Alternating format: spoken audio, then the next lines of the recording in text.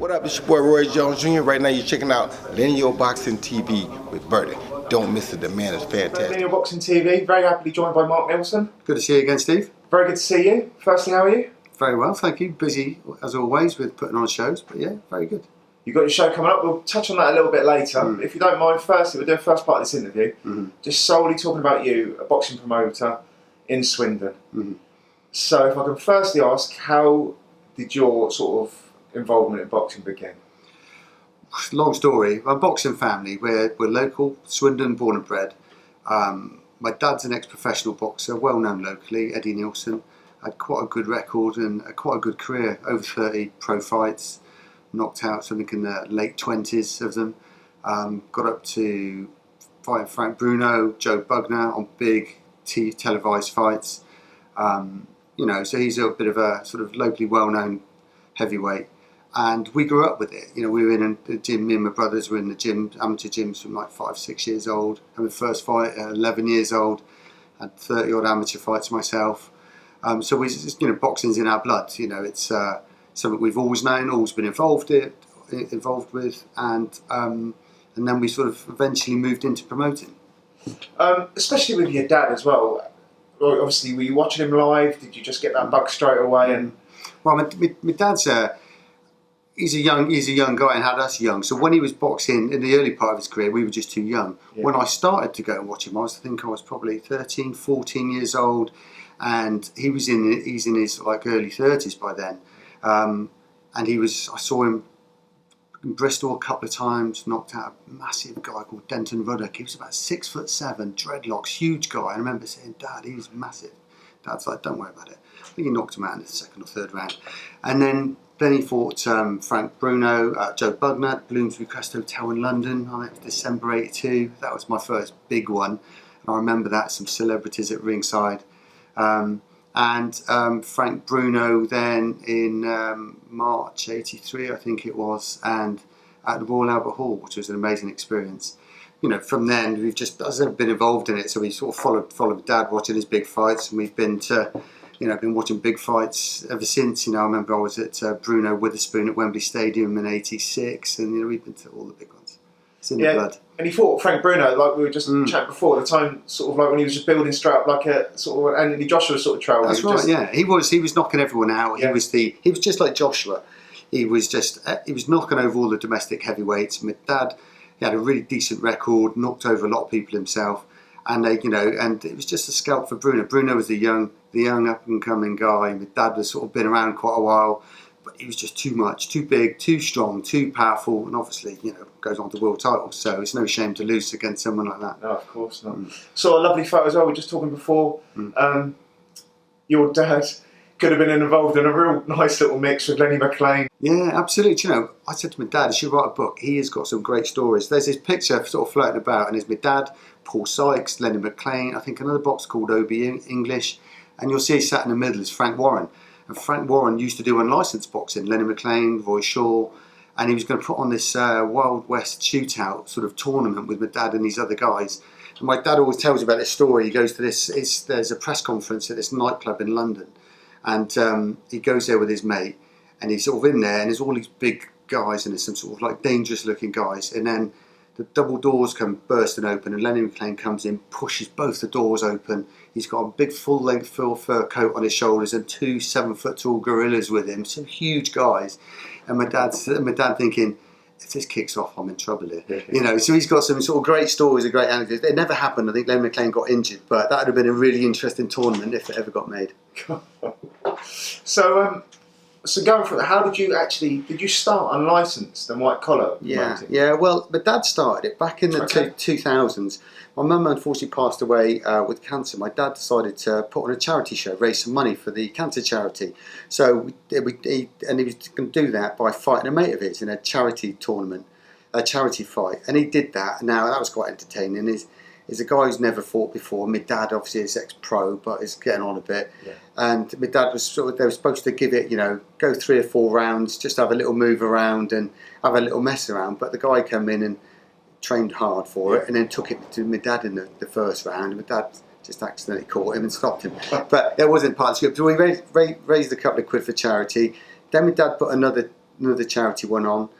And then my brother Tony and I got involved and helped him put another one on. It was becoming white collar rather than charity. This is in the late 2000s. Okay. But they were getting bigger. Then I fought, and my brother fought on one of the shows. I fought a local guy called D May, who was undefeated at the time, and we got 1,000 in a sports club down the road, and it's all gone on from there. And then we became sort of one of the biggest white collar promoters. We were getting 2,000 in the Oasis at our biggest, and we were getting championship fights, ex-pros fighting each other.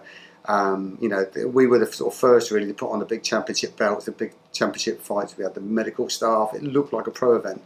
Yeah. We were getting more people in than the pro shows. And we did, I think, over sort of like 30 shows in the end.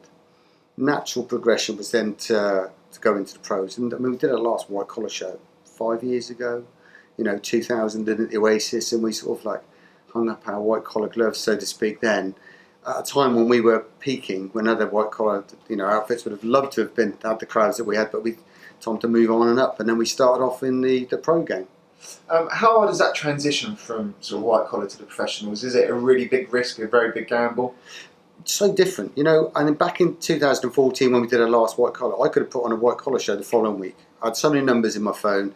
I did all the matching. I knew all the boxes. We had the model, we had the setup. I could have put it on in a week. We moved over to the pro. I had no numbers in my phone, so we had to start again. So we were going from 2,000 to having to go for our promoter's license, sit in front of the board to answer all the questions, go through the regs book and learn it. Because it's very, very different because of the boxers' welfare and the regulations, and then we had to build all the contacts again. So we started off on a small 4-fight card. I think we had Kelly Morgan, WBC silver female world title fight in our first show with some other sort of supporting fights. Very different. Better in some ways because you're dealing with professionals. Yeah. Rather, because it was getting to the stage with the white collar that these guys, demanding big money when they'd had 3 white collar fights. So with the professionals, it's a lot easier, but the cost is very different. You can put a couple of noughts on the end. So the risk is far higher, but the reward is there. And we've gone sort of full circle now. So we started off, 500 people in a 4-fight card to, 15 fight cards with 2,000 people in a venue. And, we've put on as I said, a WBC female, WBC youth, a Commonwealth title.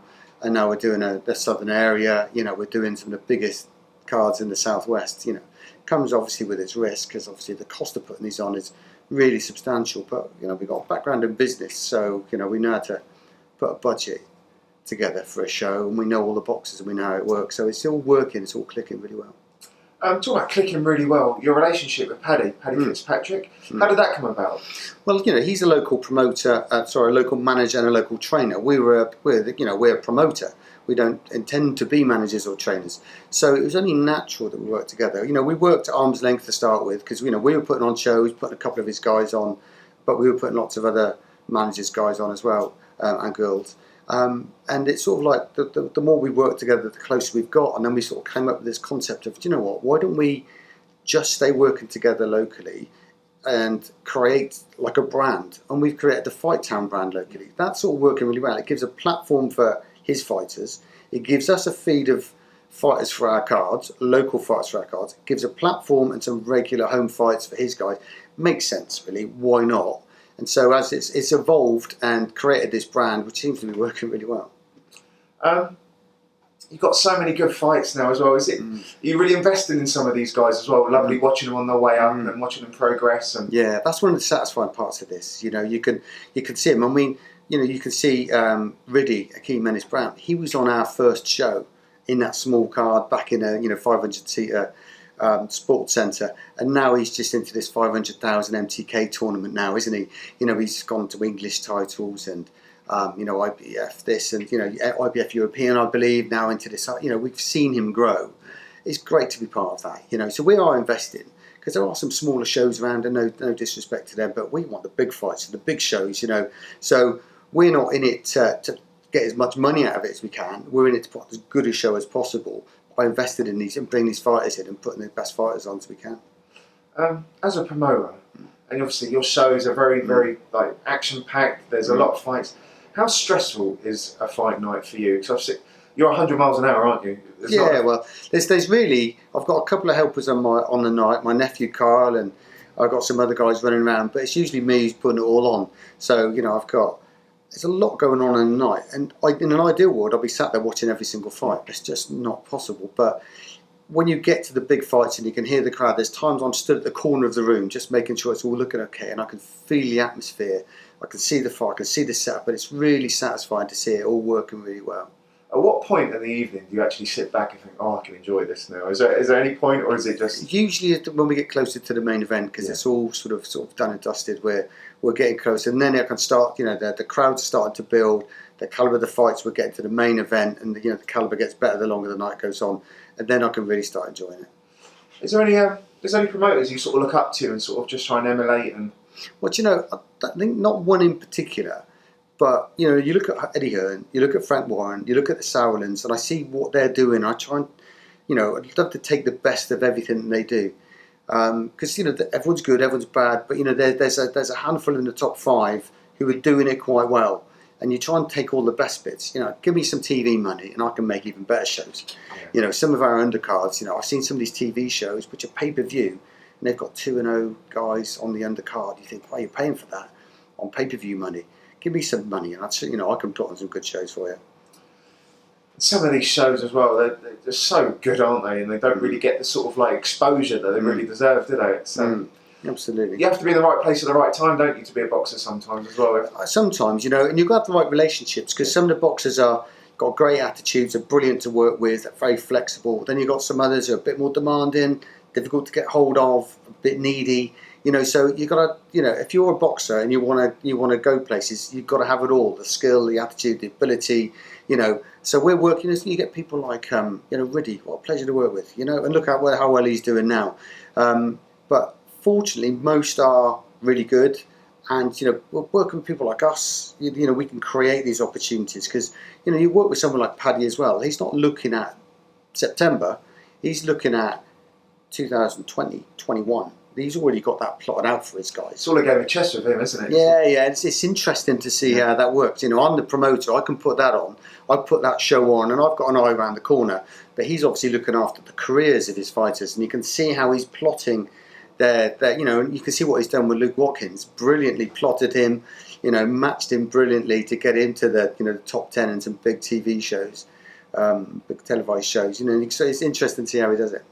Is it interesting for you as well, as a promoter, watching fighters and watching another fight? Think, oh, let's let these two build, and let's get this one sort of going. I think I said it to you. We had Harlem Eubank. You said with Nigel Benn's boy. Yeah, and we had him on the show in December. Nobody was talking about it, and I said he's the same weight as Conor Benn. You wait and see. And that's a great fight bubbling away, and that may well happen soon. Yeah. So you know, yeah, it's absolutely, you know, because like loads of other people involved in boxing, you'll see these before that the public does, these potential matchups. You know, I'm in the gym this morning watching some great sparring, and you get to watch that for free.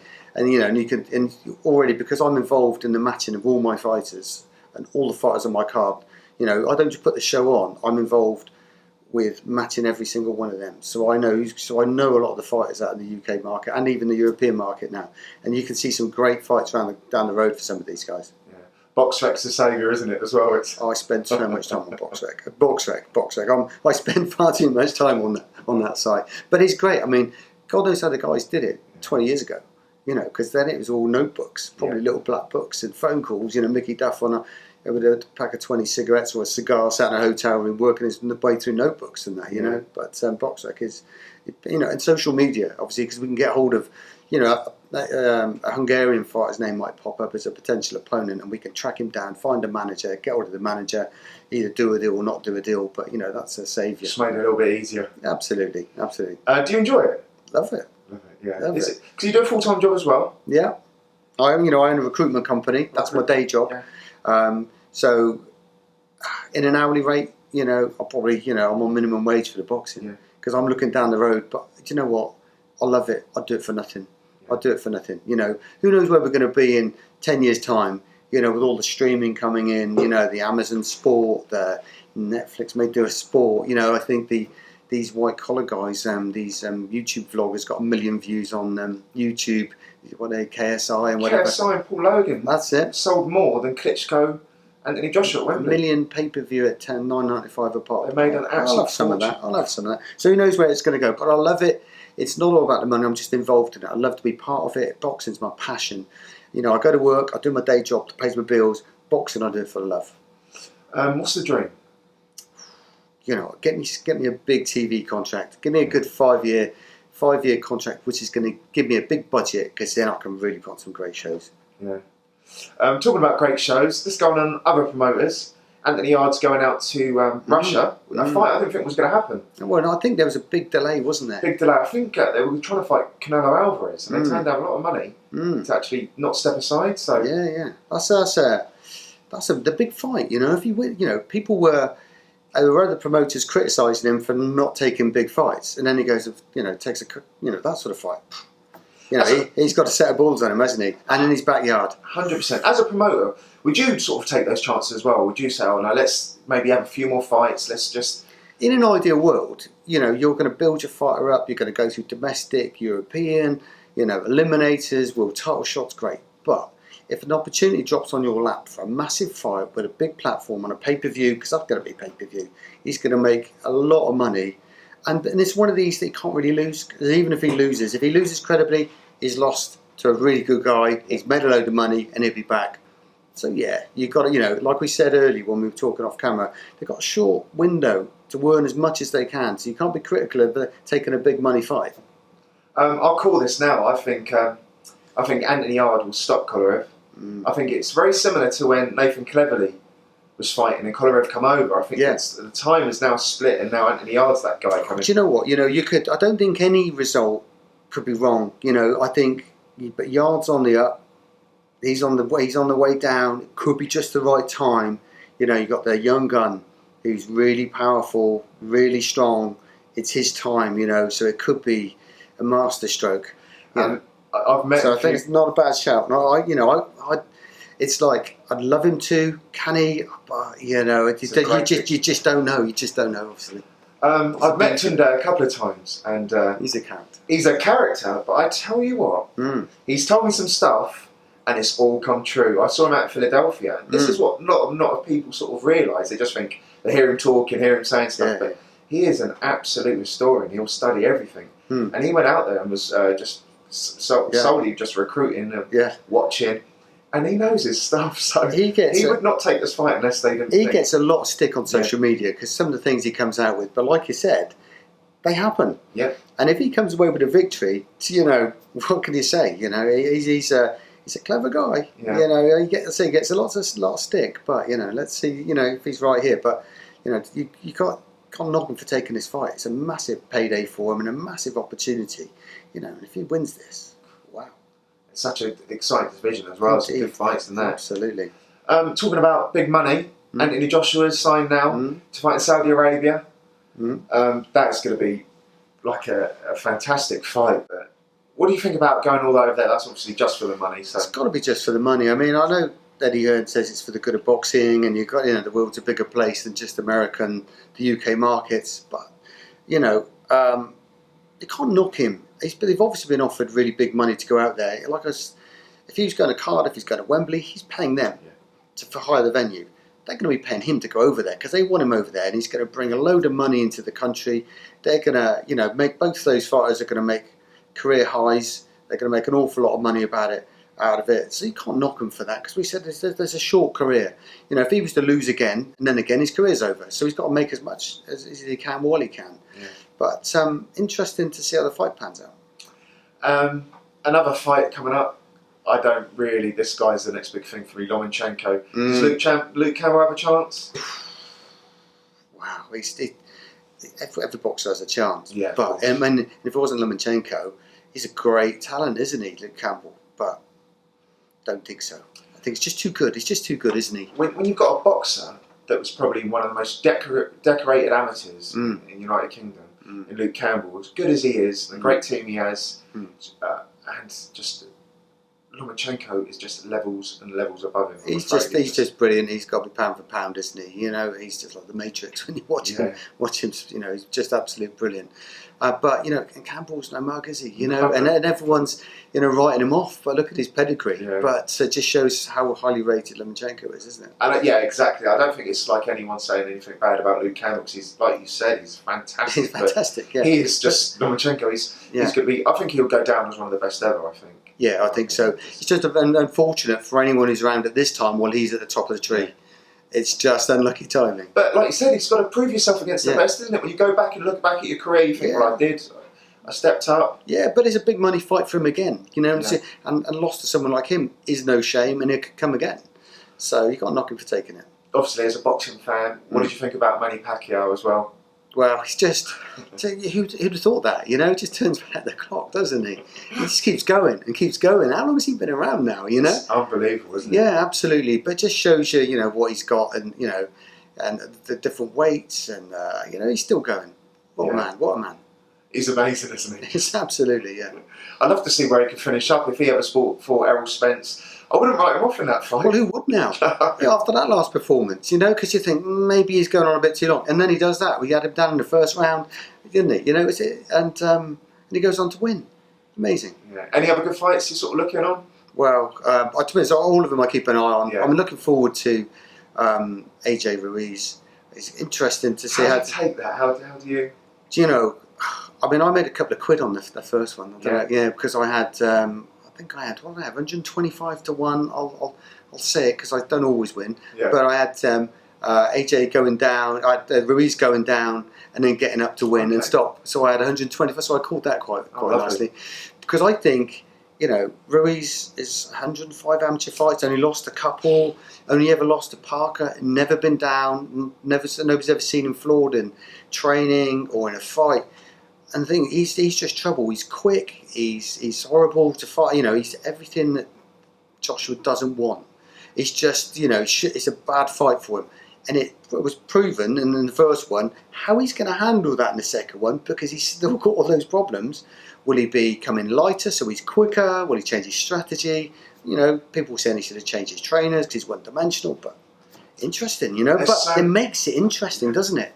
And then especially when AJ was just knocking everyone over, no opponent was ever good enough, because, even Ruiz, people were giving him criticism because of his appearance, but they were looking at his record, so interesting, And exactly, like you're in the trade, I was in Los Angeles. This scene before, he was still scheduled to fight John Miller, and I was chatting to Freddie Roach, and Freddie Roach told me how amazing he was. He goes, don't write this off. And he only stopped training with Freddie Roach because Freddie Roach couldn't give him the time. Right, yeah. They didn't fall out. It was just, honestly, he'd been with him for 8 years. Yeah. He said, this guy's a real deal.